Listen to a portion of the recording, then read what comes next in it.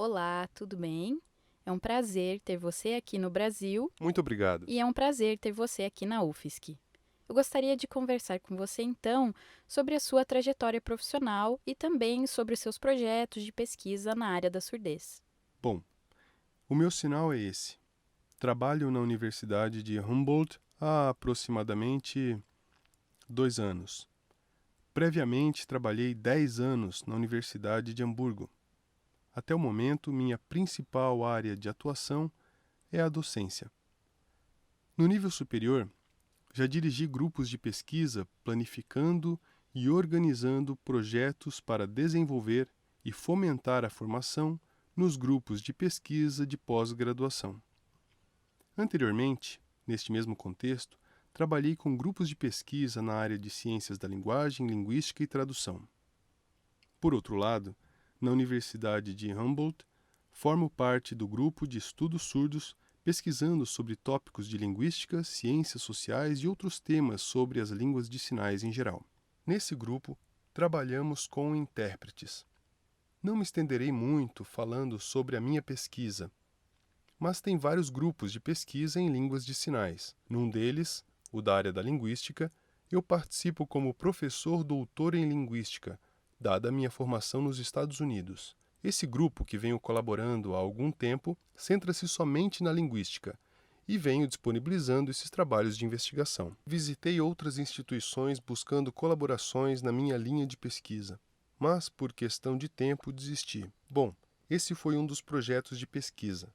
Agora, o meu foco de pesquisa é corpus linguístico. Em Hamburgo, recebemos uma grande verba para organizar o projeto que há 15 anos está em andamento. Nesse grupo, fiquei responsável por distribuir a verba. Em outro grupo de pesquisa, trabalhamos com a área de língua de sinais como L1 e L2, mas principalmente como L2. Esse grupo foi dividido em 2 subgrupos, um dele composto por ouvintes aprendizes de língua de sinais, como L2. Observando esse grupo e pensando na minha trajetória profissional, percebi o enfoque no ensino dos estudos de tradução para ouvintes, que não contemplava profissionais surdos. Enquanto esses estudos com ouvintes se desenvolviam, o grupo de surdos era deixado de lado. Pensando nisso, decidi reavaliar a base dessas questões e, inclusive, me rever nesse contexto. Era preciso fazer essa introspecção, esse olhar para mim, para poder olhar e avaliar o outro dentro desses grupos de trabalho. A Europa tende a constituir grupos de pesquisa que englobam diversas línguas, bem como as línguas de sinais. Esse fato impacta no desenvolvimento dos trabalhos na nossa área. Já nos Estados Unidos, há grupos específicos de pesquisa em língua de sinais, relacionando aspectos culturais e históricos no que se refere ao uso ou não de implantes cocleares. Essas questões sobre o uso dos implantes cocleares também acontecem em outros lugares do mundo.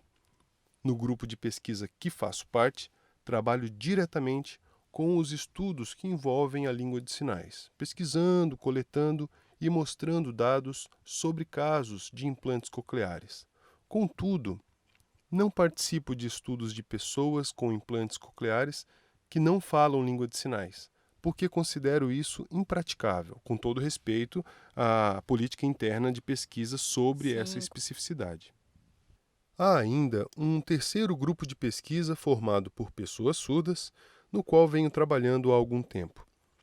Atualmente, esse grupo está voltado para pesquisas com base na troca de experiências, analisando os discursos e partilhando com o outro, desde o meu próprio olhar de surdo, corroborando com o ponto de vista de outros surdos. O grupo de pesquisa está conectado de modo amplo com diferentes tópicos sociais, sendo um trabalho bem diverso. Também percebendo as diversas relações de poder presentes no desenvolvimento das pesquisas. Acho admirável sua habilidade, Ronice, por conseguir desenvolver estudos sobre língua de sinais sem que haja campo de estudo estabelecido nesse sentido. Onde pesquiso, temos um programa focado somente em línguas de sinais. São duas perspectivas interessantes, uma de uma visão mais interna da língua e outra de uma visão mais externa do mesmo objeto de estudo. Sim, concordo, que bom. Isso é muito bom. Deixa eu lhe perguntar sobre a situação dos surdos, sobre a sua representatividade e poder nos programas de doutorado. Você acha que dentro dos grupos de trabalho, com pesquisadores surdos, pode existir uma colaboração, discussão, interação de forma igualitária? Essa questão que você levantou nos leva a uma reflexão muito mais ampla, né? Fico pensando em como uma colaboração e uma parceria podem acontecer, tentando abarcar toda essa amplitude da questão. Quero dizer que você, como doutora e pós-doutora, sabe como funcionam os caminhos das políticas internas, sabe das suas relações, diálogo, colaborações e como pensar em estratégias para obter as verbas e conseguir elaborar projetos. Antes a informação era escassa e tudo era muito confuso. De fato, havia grande dificuldade em obter informações. Trocando informações e materiais com você, alguns caminhos de atuação e pesquisa ficaram mais claros. Agora sinto-me munido para podermos avançar essas questões. Embora eu tenha alcançado o doutoramento, compreendo que ser surdo pode implicar barreiras, mas não foi o meu caso. Estudei e me formei na Universidade do Texas, em Austin. Lá o trabalho era igualitário. Por outro lado, na Europa, percebi que os grupos de estudo eram diferentes, pois havia uma divisão bem definida entre ouvintes e surdos. Embora fosse diferente, não havia problema nenhum. Eu via de uma forma positiva. Não sei como os outros me viam, mas pude adquirir o conhecimento de forma enriquecedora. Nas universidades nas quais trabalhei, todos me tratavam com respeito. Não havia tratamento diferente por ser surdo, e nem me viam inferiorizado por ser surdo, de maneira nenhuma. Existe uma troca de pontos de vista, interação e diálogo. Porém, a realidade ainda parece ser bem difícil. Embora os surdos estejam dando a volta por cima, se comunicando em línguas de sinais, ainda somos pouco privilegiados. Percebo que hoje muitos jovens surdos estão cada vez mais inteirados. E isso é muito positivo. Me parece também haver uma motivação para deixarmos um legado aos mais novos. E isso é muito bom. É muito positivo. Quando cheguei ao Brasil pela primeira vez, me senti meio desconcertado, assombrado. Porém, das outras vezes que vim para cá, fui percebendo que o importante não era essa distinção entre doutores, surdos e ouvintes, mas sim o de seres humanos que devem ser respeitados. Mas, se no mundo acadêmico não houvessem surdos doutores, imagino que haveria um ambiente de predomínio da língua oral, um ambiente de segregação, que não é bom. Com certeza. E com relação às informações e recursos que deveriam ser compartilhados com Isso, surdos? conviver juntos. Não gosto dessa visão de que cada grupo tem um mundo à parte. Não gosto disso. Não é o objetivo, né? Essa discussão se assemelha à separação de gênero, né? Então temos masculino e feminino, como se quisessem separar, dissociar sempre em uma dicotomia entre dia e noite, separando tudo que existe. O mundo não é assim. Não é dividido em vários mundos. Isso serve para os surdos e ouvintes também. Porém, o importante é pensarmos como se daria essa relação pela língua de sinais, na comunicação de surdos e ouvintes. Eu vejo que essa separação, pelo contrário, causa desconforto para os surdos, onde a língua oral prevalece por conta da segregação. Para que haja representatividade de surdos em língua de Sim. sinais. Resumindo, seria isso. Retomando o assunto sobre as pesquisas, de que forma são escolhidos os projetos específicos de pesquisa mundialmente relacionados à área da surdez? Existem diversas pesquisas, mas acho impossível avaliar a relevância das pesquisas em relação aos objetivos alinhados ao contexto e aos objetos de estudo. É impossível. Por exemplo, há pesquisas que exploram as funções do cérebro por meio do taque. o que acontece dentro do cérebro é muito importante. Porém, algumas pessoas surdas acham que isso é irrelevante, pensando, muita atividade acontecendo no cérebro, como se fosse um estudo em que só mostram luzes amarelas.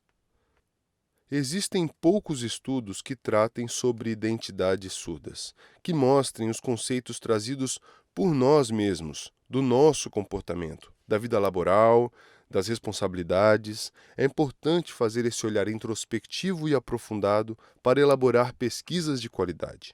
Penso que o mais importante é democratizar o conhecimento, divulgar essas informações, para levar o entendimento às pessoas e esclarecer conceitos.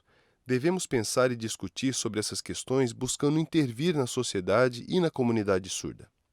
É impossível atuar de forma isolada, discutir e argumentar sobre vários temas sem levar em conta o outro, o social.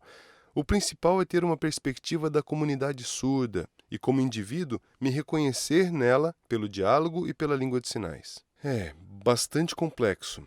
Não temos uma fórmula perfeita, mas entendemos que o que é preciso é incorporar essas questões, integrá-las profundamente dentro de nós, e aí sim é possível essa conexão. Na sua opinião, seria melhor se os surdos atuassem nessas pesquisas em parceria com os demais pesquisadores? É como acontecia antigamente. Os homens realizavam pesquisas sobre as mulheres. É possível isso? Não. Da mesma forma, não é possível que a noite quisesse falar sobre o dia. Não daria uma pesquisa de qualidade. É impossível. O ideal seria integrar a perspectiva de cada pessoa da comunidade surda na própria pesquisa. Assim teríamos pesquisas em outro patamar, mais do que o olhar de uma perspectiva única, sabe? Uhum. Então, quando você chegou ao Brasil e observou os discursos e as pesquisas, como você percebeu essas colaborações dos trabalhos que estão sendo desenvolvidos na área da surdez? Então, eu fico muito feliz e agradeço a você por ter me convidado a vir ao Brasil várias vezes para discutir sobre essas questões. Em retrospectiva, a primeira vez que vim ao Brasil, em Porto Alegre, faz bastante tempo, lembra? Eu era o único surdo no auditório, e todas aquelas pessoas escrevendo e eu me perguntando como lidar com essa escrita, né? Sim, faz bastante tempo. Relembrando e olhando para o presente, Nos conhecemos desde 1999. tudo me parece diferente. O momento atual é outro. Tudo mudou. Eu me lembro, desde a primeira vez que cheguei ao Brasil, como as coisas foram mudando. O curso de Letras Libras já está em toda parte, se difundindo com polos em todo o país, formando os profissionais, se ampliando em diferentes estados. A nível nacional. Uhum.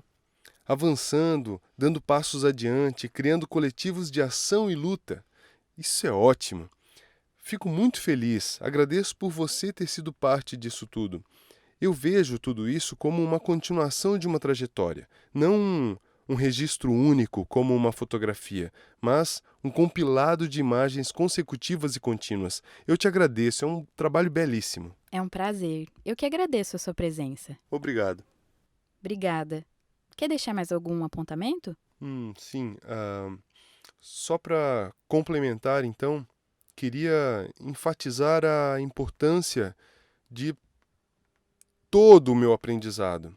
Como as experiências me ensinaram, como essas experiências na Europa me ensinaram, como os Estados Unidos me ensinaram, não houve um ensinamento maior do que o outro. Tudo isso me ensinou por igual. Eu aprendo e eu ensino também, numa troca constante. Mas agora, sinto que lá na Europa há mais vontade de aproveitar os recursos e materiais disponíveis no Brasil. Da mesma forma que antes o Brasil tinha esse interesse por interagir, por conhecer outros projetos internacionais.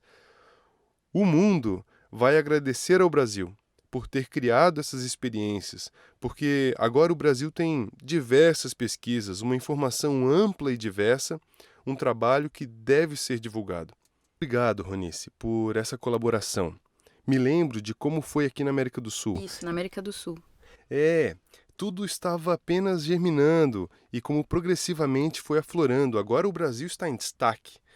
Eu fico feliz. É um prazer ter você aqui. Muito obrigado. Muito obrigada.